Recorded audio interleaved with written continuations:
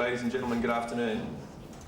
My name is Chris Chard, Managing Director of Roadshow Entertainment. On behalf of Warner Brothers Pictures and Village Roadshow Pictures, we'd like to welcome you to this afternoon's press conference.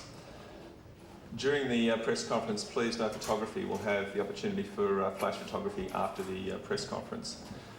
This afternoon, we're particularly excited to be premiering the movie here in Sydney, particularly the final chapter of the Matrix trilogy. This is directed to, I guess, everyone. You know, it's the final chapter of this explosive kind of trilogy that's redefined, you know, science fiction and, you know, combined it with all these religious ideas and martial arts and sort of incredible action. What's it like to finish it all and to farewell it here where it was made, I guess? Keanu? Thanks, Chris. It's absolutely amazing. It's really been an extraordinary time in a project. It's not often that you get to, you know, oftentimes you can have a strong feeling for some material, and then when it comes out, you're like, oh, well, at least I tried. You know, on this one, from everyone, I feel, that who acted or worked on it, or anywhere in this project, there has always been a real sense of enthusiasm for the work. And I think what the dream of the vision that Larry and Andrew Wachowski had has really brought us the opportunity to do some extraordinary work, I think, and to make some really enjoyable films that can be enjoyed on different levels. And for us to be here where we began filming, I guess, what was it, 97? Something like that? Yeah, So a long time. A long time ago. To be here and you know, just, you know, the excitement of opening up the last film is right. Next question.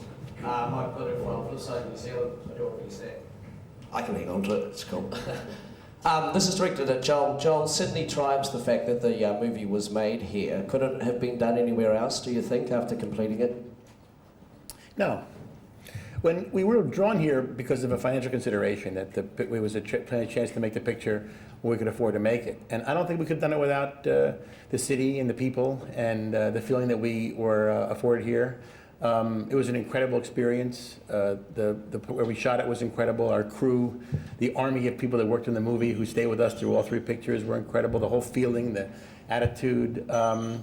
It's wonderful to work at a place where they want you. You know, we wanted to come here to have the premiere at the Sydney Opera House. It wasn't available for the night we wanted to, but it was made available. And that doesn't happen in LA. You know, it never happens. I mean, they say Arnold Schwarzenegger now is a new governor of California. Won't that help? No, it won't help.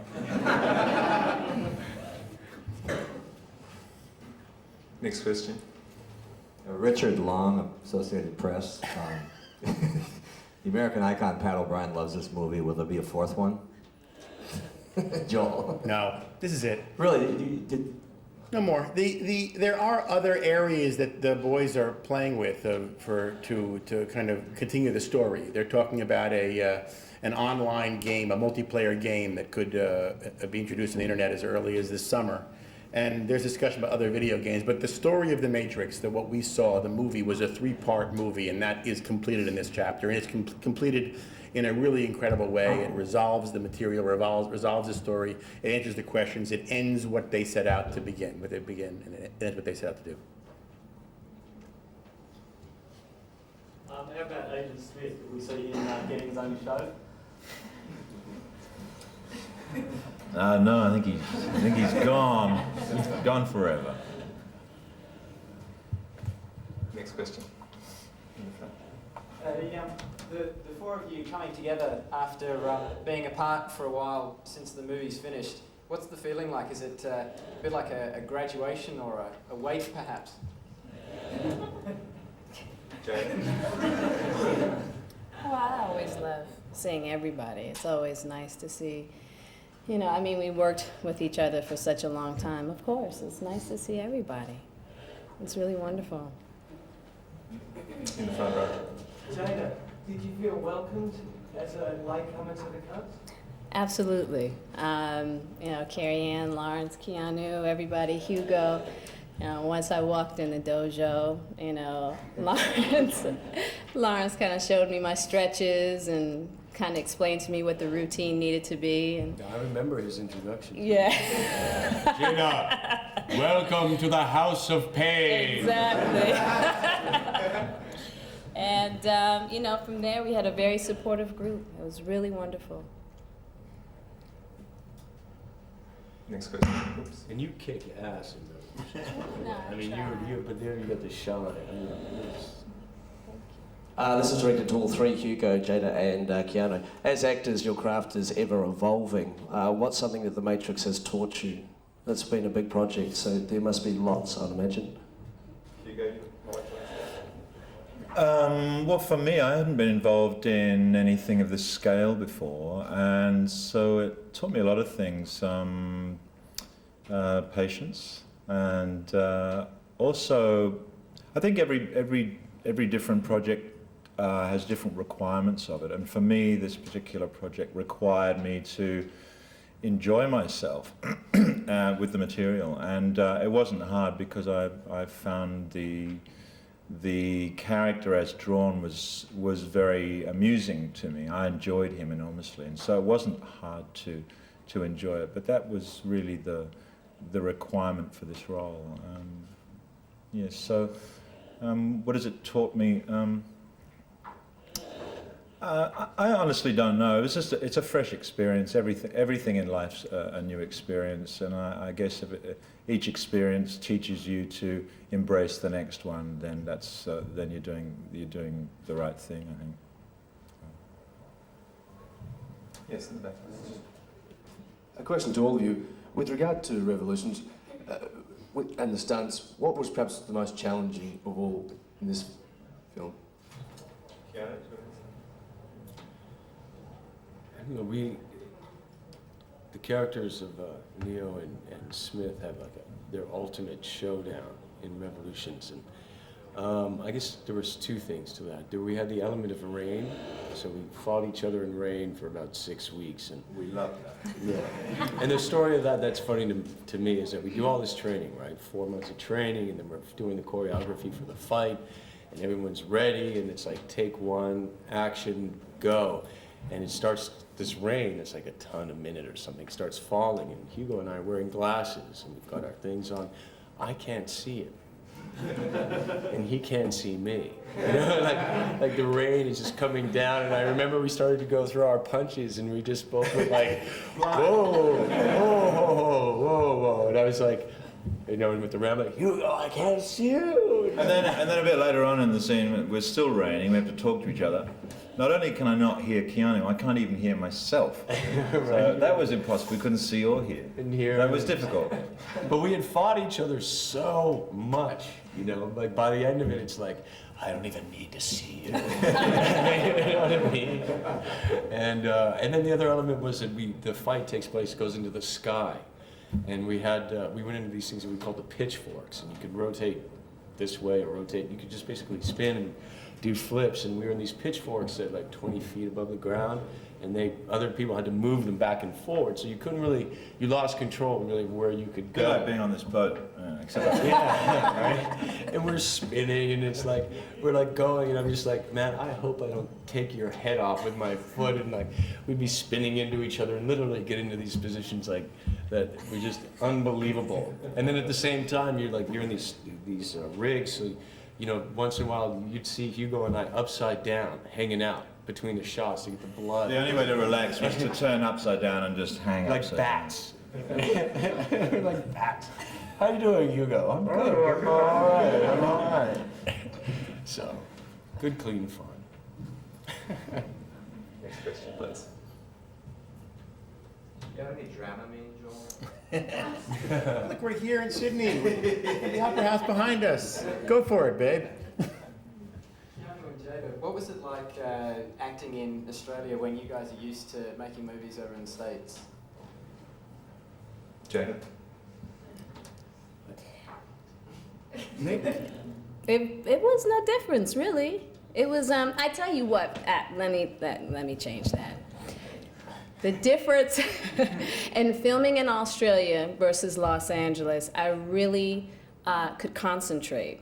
You know, Australia kind of offers a lower speed of energy, where in Los Angeles, I'm usually doing 50,000 different things. Where here, I could simply concentrate on my family and making a movie, and that was good. That was fantastic. that was great. Do you drive a car like you drove that ship? Only when I'm upset. Question in the front row. I'm from Associated Press TV in London. I'm just wondering, there's such slick films. Did you pick up any sort of personal style tips, particularly the guys? Because you've got some really, you know, spunky outfits in the series. Well, don't you think we look spunky now?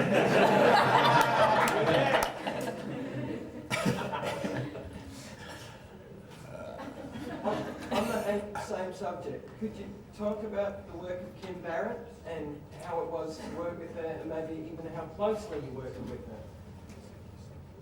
She's remarkable. I think the style that she has is remarkable, and I think the way that she integrates the look of the film, the aesthetic, and then also as an actor, you know, how she takes care and constructing the costumes that she makes, really always takes into account your responsibilities in terms of what you had to do.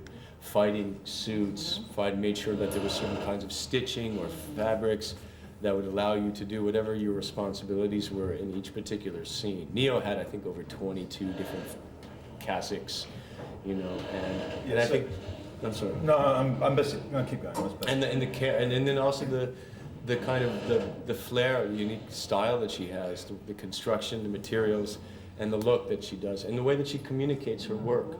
You know, the joy that she has, and the way that she really embraces each person in their role to this something that is so stylized is really appreciated. Did you get to take anything home? Yeah, I got a really nice shirt actually, and some cufflinks. Next question, yes. Over here, on the left, in the third row. This might sound a little bit complex, but Terminator 3, the ending I found quite disturbing in light of current world events, the way that it finished up. And this movie ended in a much happier way, you know, ended with peace. How would you feel about the idea of this being almost like an antidote to Terminator 3, peace with the machines? Joel? I'm thinking of Joel when I say Look, the Wachowski brothers have an uncanny ability to kind of synthesize what's happening in the world to an idea that can be accepted by a lot of people. And they were aware of so many things happening now, spiritually, historically, politically, that all paralleled elements of our movie. And I mean, how do they know all this stuff? I don't know, but they, you know, they really were the engine that made this whole thing work, and they were conscious of all of it, and they really felt that all of us were on a journey on this movie, everybody involved, and it led by them, and how it's affected. A friend of mine called me last week. He was on a tour in Mongolia, and he came up on a bunch of young guys on camels, all dressed in black with black sunglasses. And he said, "What is all that about?" They said, "The Matrix." So it's a thing that has affected the entire world. And you know, has it explained or solved anything? You know, who knows? But you know, it's affected people, and it's all because of these two guys. In the third row. Thank you. With Revolutions, in short, what can viewers expect? In terms of it, the first one was laid the scene. The second one was certainly so much bigger. Quite simply, what can viewers expect with this third one? Well, I mean, it's pretty. Some of the words that come to me is there's an epic scale to it. I think that the world that the vision that the Wachowskis have given us and that what all of us tried to create is on a scale that is unbelievable. The world that's created in film, you know, some of the action sequences, the sequence where the machine's fighting, you know, the humans in Zion, and at the same time you have such a humanistic, or not even human, but like intimate or loving peace, you know. So there's something kind of the epic scale of love, or for the struggle of life, and yet it's also funny. It's you know, so there's adventure. It's adventure romance.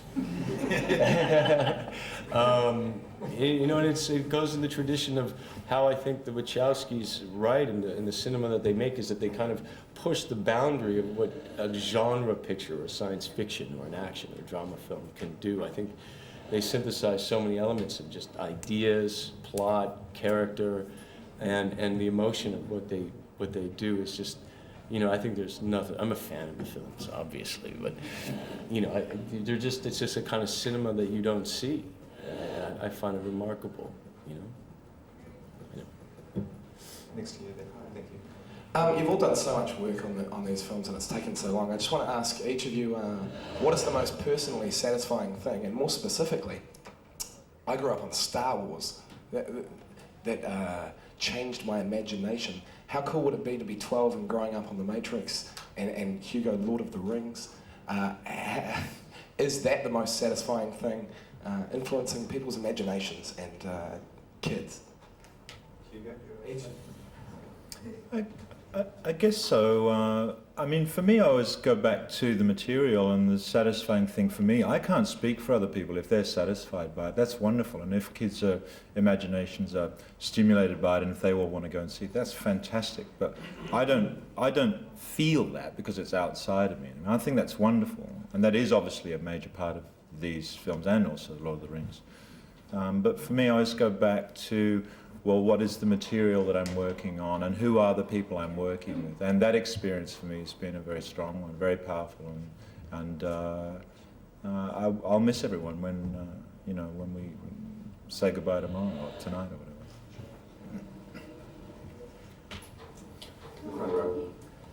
I couldn't help but notice, Yumi from Channel V, that there was a lot of lesbian characters in the newest Matrix movie, and I was wondering if you were deliberately trying to create a queer subtext.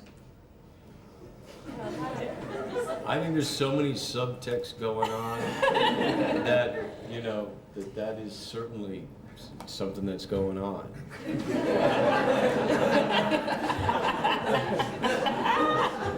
Next question. Next question. No, I mean, you know, the aspect of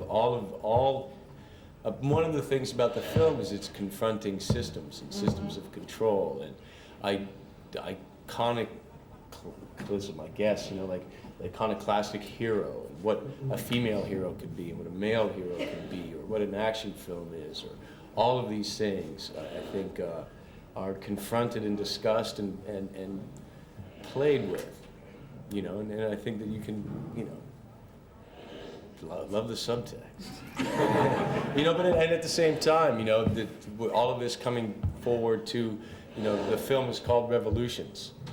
And, you know, what ultimately, my character that you talk about, you know, identifying with the material, and it's like ultimately with these things, these films, or with Revolutions, the character Neo comes to a place where he asks for peace, and peace of revolution, and peace to live and let live, and to respect life, and to, you know, and through an identification of its beauty, you know. So all of that rainbow of the right to be.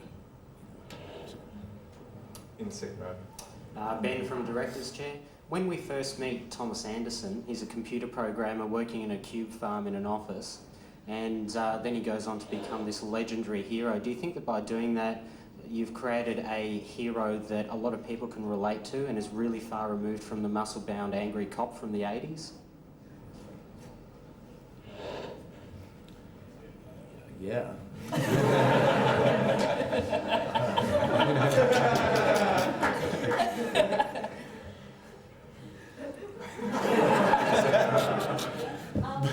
Did you ever expect that The Matrix would be so huge right around the world when you first became involved with it? Did you? Joel? I mean, you never have an idea it can affect so many people. I mean, we knew it was something original and unique, and we knew there was great passion in these filmmakers, that they had an idea that they really wanted to make real. And, you know, we really committed all of ourselves. I mean, from the first thing they said, where they insisted that all of the cast really trained for 9 months prior to shooting, which was really an unheard of thing at that time. and you know, as they began to assemble the pieces, it began to feel very unique. And you know, we didn't really know what would happen until we finished the movie and it opened, and we began to sense what was going on. And you know, it's a tribute to them that they were able, the Wachowski brothers were able to tell this story and then continue on through these two movies to really get it bigger and bigger and bigger, where it becomes, you know, just an incredible epic experience. Simpler and simpler and simpler. And do you think the Matrix fans are going to be, what do you think they're going to think after seeing this one? I think they'll love it, and I think they'll be sad because it's the end of the story, and it really is the end of the story. But it's an incredible ride. This one really answers the questions and resolves the conflicts. And I look at Reloaded as setup and Revolutions as payoff. It's all the whole movie of payoff. All these things that they set up in these two movies prior are all paid off in this picture, and I think it's very satisfying. But it is the end. We have time for 3 more questions. Gentleman in front row. It's a question for Hugo. Hugo, you've really exploded on the international scene in the last couple of years, particularly with your involvement in this trilogy and a lot of the Rings trilogy. Why do you think now in your career this has happened? Because I suppose Larry and Andy wanted me to do this film, and I was interested in doing it. And for me, it was a bit of a a huge departure actually. So I produced the first Matrix. I went on to produce Lord of the Rings, and he gave me a phone, rang me one day and said, "Do you want to play this elf?" And I said, "Yeah, sure." So I mean, I guess no, not at all. No, but I knew it was a big shift for me. I knew it was a big change, and got the script. I certainly wasn't looking for it, but you know, these things come along in life, and you go, "Oh well, hey, this is different. This is a change for me. I should take it on." You know. Kylie Walker from Australian Associated Press. It sounds like you guys had a fairly punishing physical training regime. Did it give you a taste for being so strong and powerful, or does it make you just never want to do an action movie again?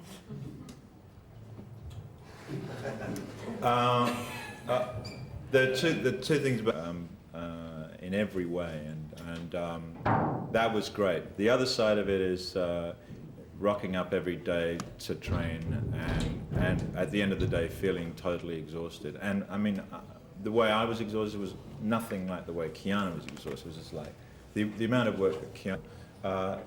It was percussive, it was hard, and it was draining, but it was also really exhilarating. Some of those fights scenes Keanu and I had in the rain. I can honestly tell you, I was totally exhilarated every day. Last question, yes, over there. Obviously, your life has changed really dramatically as a result of this. Is there a specific detail that you can give us that will give us an idea of a picture of how that's happened to you, or like in what way your life has changed? I hate to disappoint you, but my life has not changed at all. No, it's pretty much what it was before I started. One thing I can say is that now I definitely get phone calls for roles that aren't, I guess, what would you say, not written as specifically for black women. I'm getting asked to do all types of things. So, you know, Matrix has probably done that, but not a huge, big difference. Not a huge difference. Okay, thank you very much. Jada, gentlemen, thank you very much for your time this afternoon. Thank you very much, Chris.